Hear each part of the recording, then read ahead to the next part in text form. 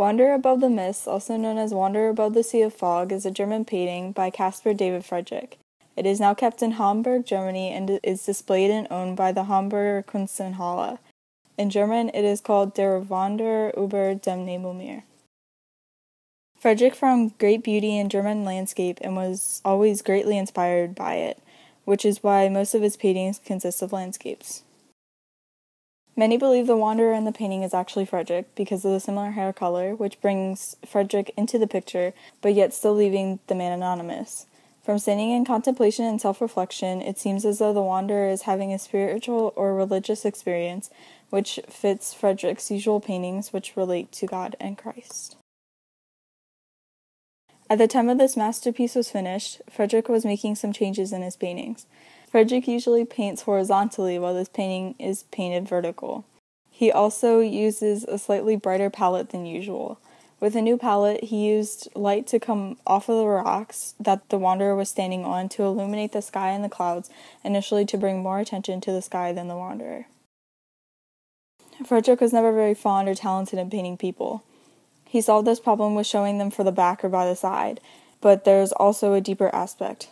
The nature in the universe was more of an important topic to him anyway, so he concentrated on talking to the viewer through the landscapes. Friedrich rarely put figures in his landscape paintings. Wander Above the Mist was painted around the same time he got married, and figures started appearing more in his paintings. This gives an idea that Friedrich started appreciating human life and human relations after his marriage. For most of Friedrich's life, he was misunderstood, yet he continued to paint what he enjoyed rather than painting for approval. Friedrich died with critics not understanding his art and therefore unwanted. After his death, Wander Above the Mist gained significant attention. Due to its emotional focus on nature, Friedrich changed the style of painting landscapes and became a key member of the Romantic movement. Friedrich helped shape the movement since his ideals matched perfectly with the new art form. The Romantic artists focused more on the man's part of nature, divinity in nature, and emotion of nature. Hence, Friedrich's paintings look like normal views of nature that contain a romantic atmosphere.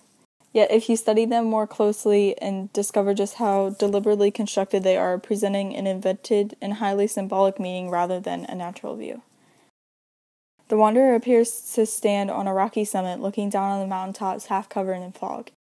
In reality, however, the rock that is shown here lies in a meadow in a flat countryside. The wanderer's green coat is also much more like the attire of a city man taking a stroll rather than the dress of a mountain climber in lofty heights. With the wanderer, Friedrich is therefore not focusing attention on lonely mountaineers, but on the people he encountered in Dresden, Germany, where he lived. In the painting, you can see that the two mountains in front of the wanderer jolt inwards towards the wanderer, and the rock that he is standing on jolts upwards, with the other two rocks in front of him sloping down to put him at the center.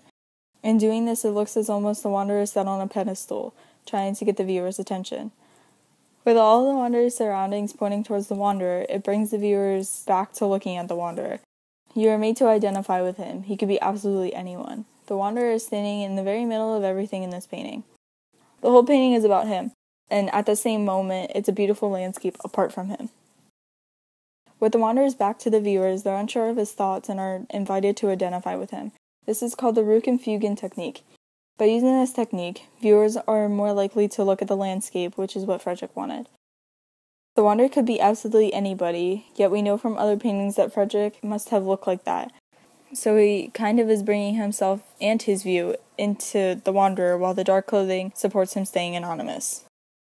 Without seeing the wanderer's face, the tone of the painting is hard to determine. Resembling Friedrich's other works, the wanderer is standing in awe of the landscape around him, just like Friedrich would. With his back turned towards the viewers get a sense of mystery about the wanderer.